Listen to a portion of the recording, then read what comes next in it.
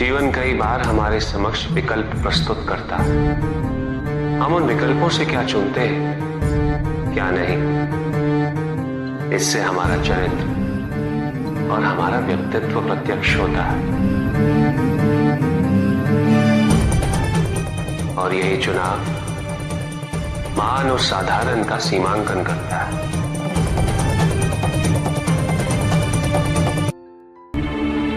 किसी के उत्थान का आधार नहीं बन सकता।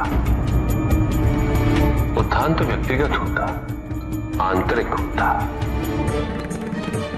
जब किसी समाज में प्रत्येक व्यक्ति इस आंतरिक उत्थान के लिए अग्रसर है, तभी समाज में परिवर्तन वास्तविक रूप से संभव है। किसी को यह दुख है कि उसके पास कुछ भी नहीं, और जिसके पास सब कुछ, उसे ये दुख है कि पाने को कुछ शेष नहीं। सुख को हम स्वयं अपने दृष्टिकोण से परिभाषित कर देते हैं, जबकि वास्तविकता इससे भिन्न है। इसलिए आवश्यकता है अनासक्त रहने की। जो अपने स्वार्थ हेतु वनस्पति और जीव जंतुओं का शोषण करे, वो कैसा मनुष्य? जो तुम कर रहे हो वो प्रकृति पर अत्याचार है, और अत्याचारी सदैव अत्याचारी ही होता है। अपनी प्राकृतिक संपदा की रक्षा करना प्रत्येक मनुष्य का उत्तरदायित्व है। शक्तिशाली बनना अत्यंत कठिन है, किंतु उससे भी कठिन होता है शक्तिशाली बने रहना। और इसके लिए आवश्यक है कि हम शक्तियों से प्राप्त हुए उत्तरदायित्व का सम्मान करें।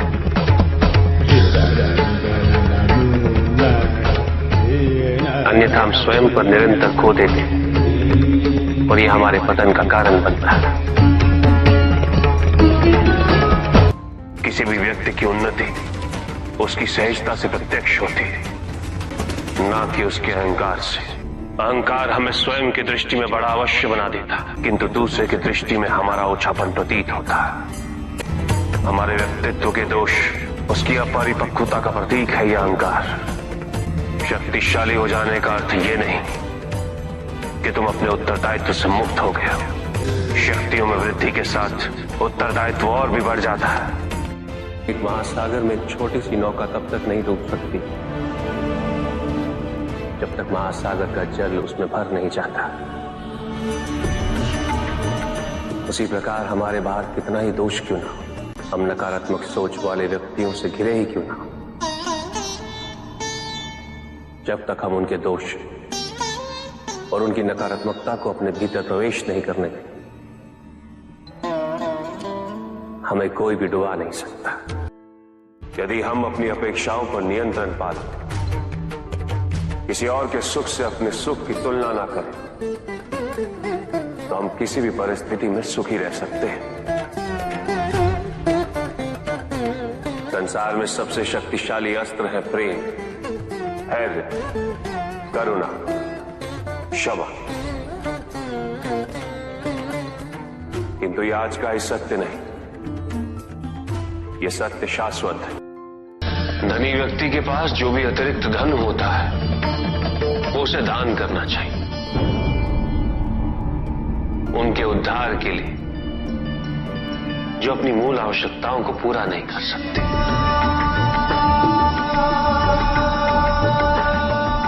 ऐसा करने से संसार में समानता होगी,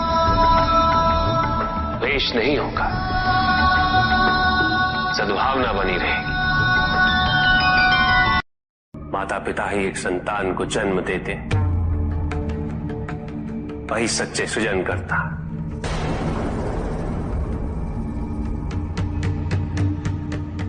जो अपने माता पिता की निस्वार्थ सेवा करे, जो सच्चे मन से उनकी श्रद्धा रखता,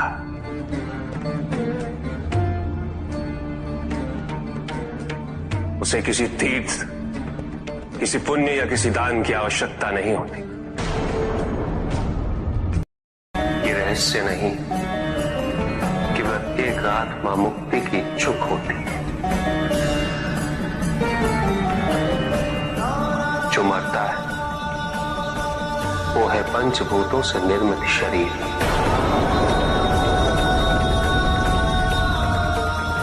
किंतु आत्मा तो अजर है, अमर है।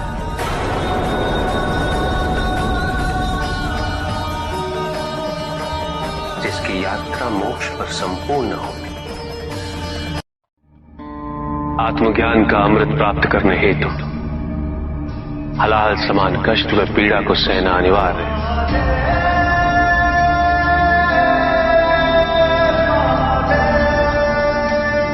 जो मनुष्य से स्वीकार्य नहीं करेगा वो आध्यात्मिक पथ तक नहीं पहुंच सकता।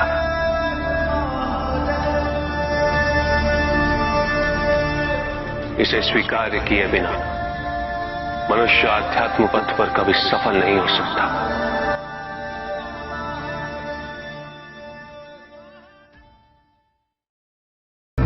कुछ भी सुनने और समझने के लिए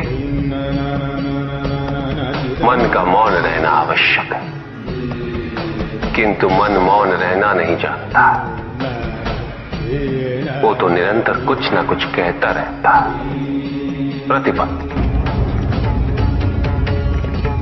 शब्दों का आक्रमण चलता रहता है मन पर, और यही आक्रमण है जिसके कारण व्यक्ति कभी भी शब्दों के परे नहीं जा पाता। जहां जीवन की सत्यता का उसकी प्रतीक्षा कर रहा होता, किंतु भक्ति में परिवर्तन क्यों? संदेह,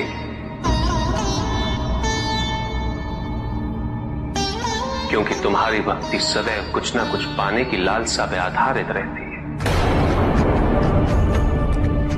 ये भक्ति प्रेम नहीं, क्योंकि प्रेम कभी कुछ नहीं मांगता, केवल देता है बिना किसी प्रतिबंध के।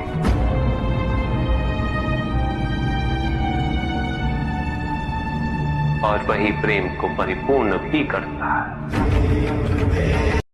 कि क्या उचित है और क्या अनुचित, ये तो प्रकृति में आदिकाल से ही निहित है। ये नियम तो केवल सृष्टि के नियम है, और प्रत्येक व्यक्ति के कर्म उसका परिणाम निर्धारित करते हैं। व्यक्ति के अपने कर्म उसके उत्थान या उसके पतन के निर्णायक होते हैं। सुख आंतरिक होता है, संतोष आंतरिक होता है। उन्हें बाहरी तत्वों से रेखांकित और परिभाषित नहीं किया जा सकता, आकार से नहीं पाया जा सकता। आकार के आधार पर केवल अहंकार ही उत्पन्न होता है,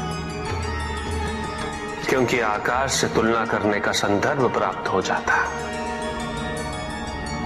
यदि तुम्हारा आकार छोटा है तो तुमसे भी छोटा कोई ना कोई अवश्य होगा,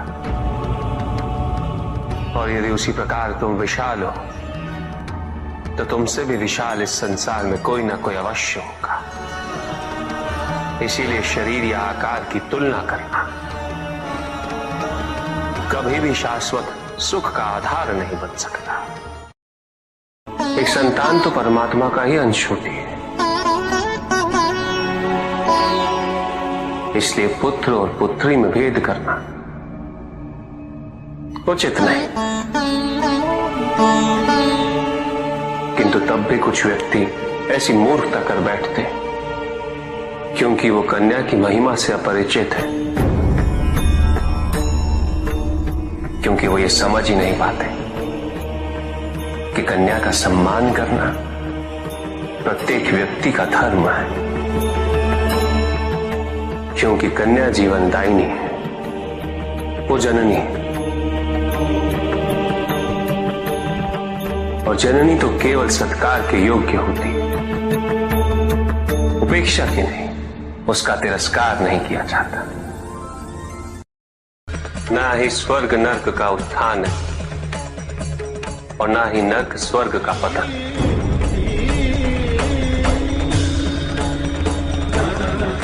इस क्षण हमारे भीतर के नर्क का अंत हो जाए, उसी क्षण स्वर्ग की आवश्यकता भी समाप्त हो जाती है।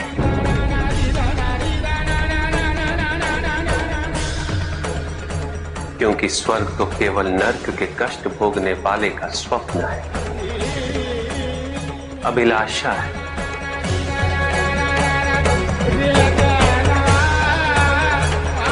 जहां नर्क का अंत होता है, वहीं स्वर्ग की अभिलाषा भी समाप्त हो जाती है।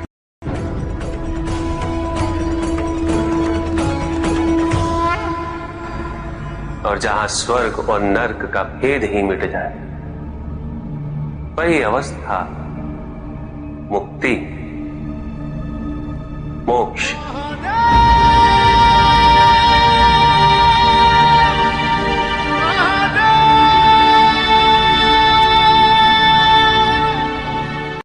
मैं वो हूं जो नहीं है,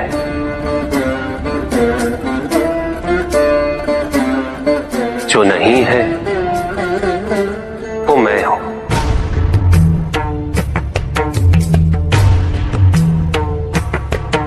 चिरकाल तक सभी को यह स्मरण रहे, जब आप में श्वास है तो मैं आप में हूं।